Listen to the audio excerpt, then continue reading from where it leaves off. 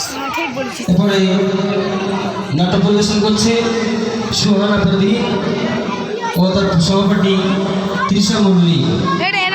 নাট্যর বিষয়বস্তু হলো পীর আল্লাহ থেকে বড় হতে পারে না, পীর আল্লাহ থেকে বড় হতে পারে না।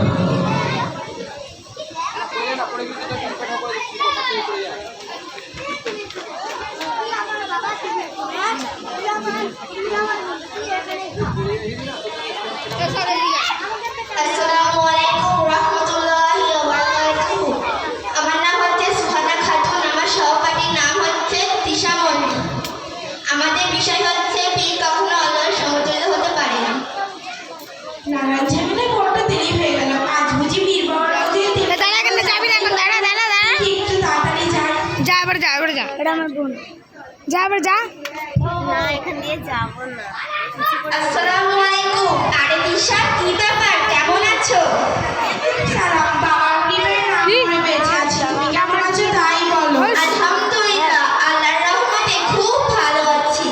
আচ্ছা তৃষা, আমি তোমাকে সালাম দিলাম, তুমি হাত উঁচু করে মাথা নিচু করে অমুসলিমদের মতো করে বললে আলাইকুম সালাম। ওই রকম বলতে নেই, বলতে হয় ওয়ালাইকুম আসসালাম রাহমাতুল্লাহি ওয়া বারাকাতুহু। আরে রাখো তোমার নসিহতি, রাস্তায় মাস্টারি করতে হবে না। আমি এখন খুব ব্যস্ত, কিছু বলার থাকলে তাড়াতাড়ি বলো। হ্যাঁ, বলার জন্যই দাঁড়িয়েছি। এত রোদের সময় হাতে ব্যাগ নিয়ে মুখে মেকআপ করে কোথায় চললে? তুমি জানো না আজ শুক্রবার, এই তেল গাড়ি নিয়ে পীর বাবার রওনায় যাচ্ছি। হায় আফসোস, জুমার দিনে পুরুষরা যায় নামাজ পড়তে, আর তুমি যাচ্ছ পীরের রওজায় তেলকারি করতে। কেন, তোমার কি হয়েছে? আর বলো না সোনা, এত রোগ নিয়ে ভুগছি। অত ডাক্তার তুই তো মুখে কবিরাজ ছোট করে তুই করলাম, জামা তো খাই ছোট করে কিছুতেই দিছিস। হলো না।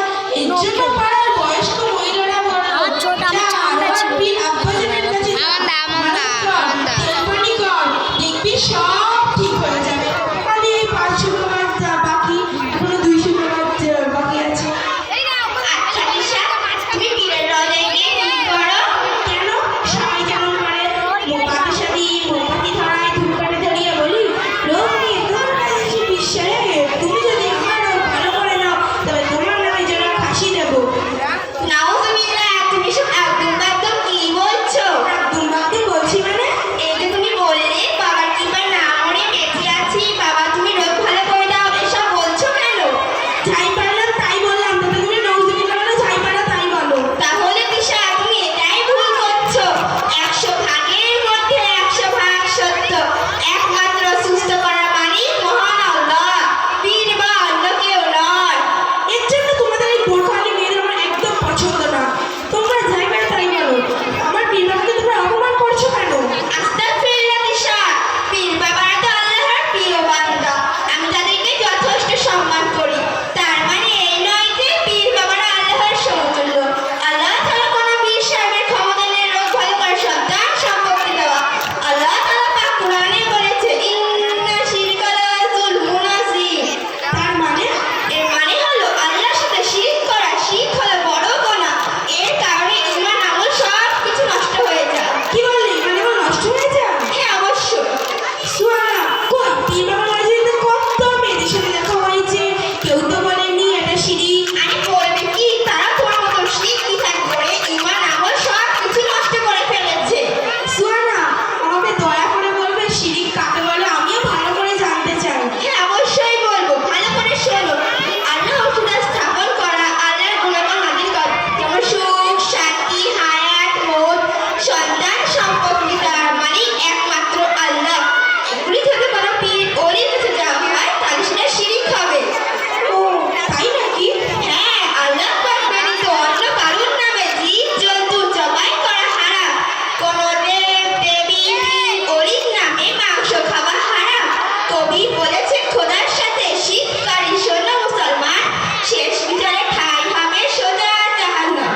সোনা, তাহলে আমি জীবনে অনেক গুনাহ করে ফেলেছি, এই গুনার কি কোনো উপায় আছে বাদশা? হ্যাঁ অবশ্যই আছে। গুনাহ থেকে বাঁচতে গেলে সৌতে তোমাদের কাছে মৌত থেকে ক্ষমা চাইতে হবে এবং আল্লাহ রাব্বুল আলামিনকে অন্তর থেকে তওবা করতে হবে।